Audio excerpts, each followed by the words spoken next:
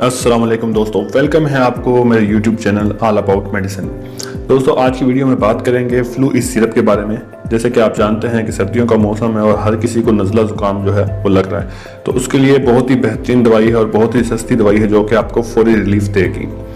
सबसे पहले बात करते हैं इसकी कंपनी के बारे में। तो वेरेक फार्मास्यूटिकल इसको मैन्युफैक्चर करती है। इसके बाद इसकी कंपोजिशन देखें तो इसमें फेनिडिमाइन मिलिएट जो है वो 6.25 mg इस्तेमाल किया गया है।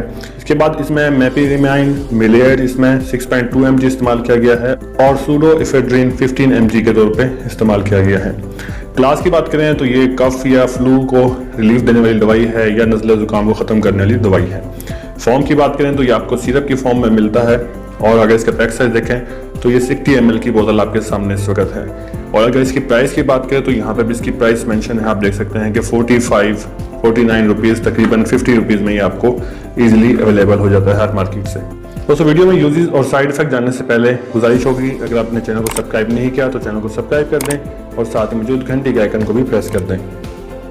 दोस्तों, अब इसके यूजेस देख लेते हैं। जो इसमें यूजेस है इसका सबसे पहले वो है रनी नोज, यानी कि आपके नाक से बार बार पानी सा आना, उसके लिए इस्तेमाल किया जाता है। उसके बाद ब्लॉक नोज, यानी कि अगर आपका नाक बंद हो चुका है, सांस लेने में बहुत मुश्किल हो रही है, तो भी ये मेडिसिन आपको रिलीफ देगी। इसके अलावा पोस्ट नेजल डिस्चार्ज, यानी कि रेशे का गले में गिर जाना या पीछे की तरफ गिर जाना, आगे नाक से बाहर ना निकलना, तो उसके लिए भी इस दवाई को इस्तेमाल किया जाता है। इसके बाद है इरिटेटेड थ्रोट, गले में बहुत ज़्यादा खराश होना, वो भी उसके लिए, गले की खराश के लिए भी इसको इस्तेमाल किया जाता है।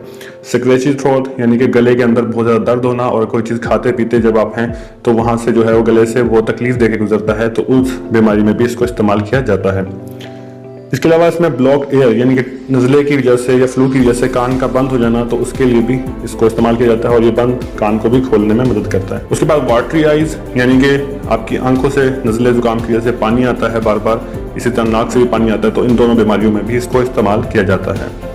उसके बाद स्नीजिंग है, यानी कि छींकें, बेतहाशा छींकें, बार बार छींका आना, उसके लिए भी इसको इस्तेमाल किया जाता है। इसके बाद है लास्ट में इसका है फीवर।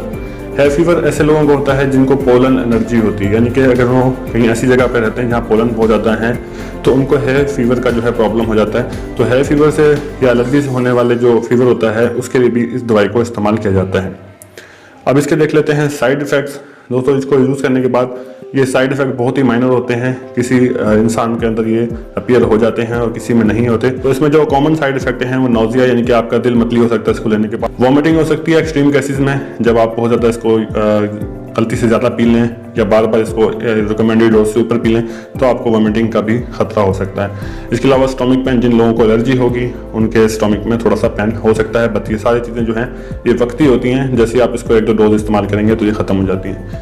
अब इसकी डोज और ड्यूरेशन देख लेते हैं कि किस तरह है। आपको इस डब्बी के ऊपर भी नजर आ रहा होगा कि आपने इसकी 3 डोज लेनी है, यानी कि एक सुबह, दोपहर और शाम, और तकरीबन 24 आवर्स तक जो है ये आपको बहुत ज़बरदस्त किस्म के रिजल्ट देगा, यानी कि 24 आवर तक आपको ये मसाइल जो हैं वो कम होते नजर आएंगे। ये थी आज की वीडियो दोस्तों, नेक्स्ट वीडियो में फिर मिलते हैं। अल्लाह हाफिज़।